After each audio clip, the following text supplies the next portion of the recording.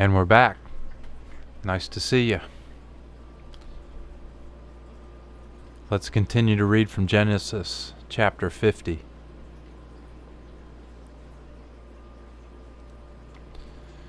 Tyndale version, verses 7 through 13.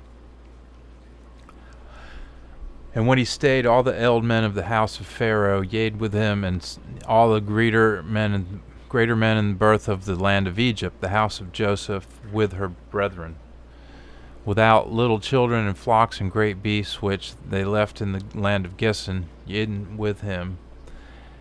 And he had chariots and horsemen, and fellowship and company was made not little. And they came to the cornfloor of Adad, which is set over Jordan, where they made the service of the dead body with great wailing and strong, and filled 7 days. And when the dwellers of the land of Canaan had seen this, they said, This is a great wailing to Egyptians, and therefore they called the name of that place the wailing of Egypt. Therefore the sons of Jacob did as he had commanded to them, and they bare him into the land of Canaan, and they braided him in the double den, which den with the field. And now, King James. And Joseph went up to bury his father, and with him went up all the servants of Pharaoh, the elders of his house, and all the elders of the land of Egypt.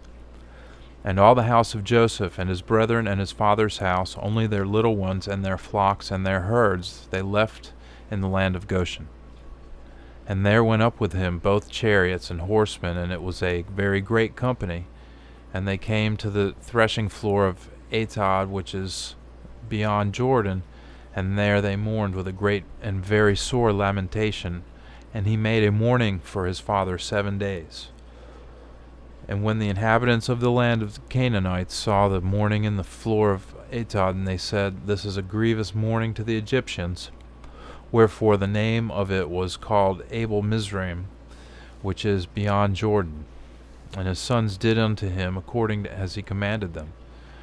For his sons carried him into the land of Canaan, and buried him in the cave of the field of Machpelah, in which Abraham bought with the field for a possession of a burying place of Ephron the Hittite before Mamre.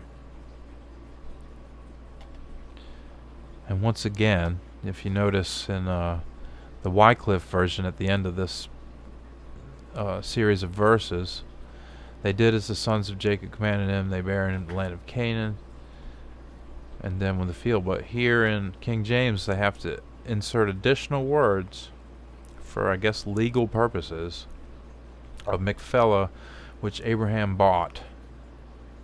Now, in the verses 12 and 13 at the end of the Tyndale version, I don't see Abraham mentioned at all.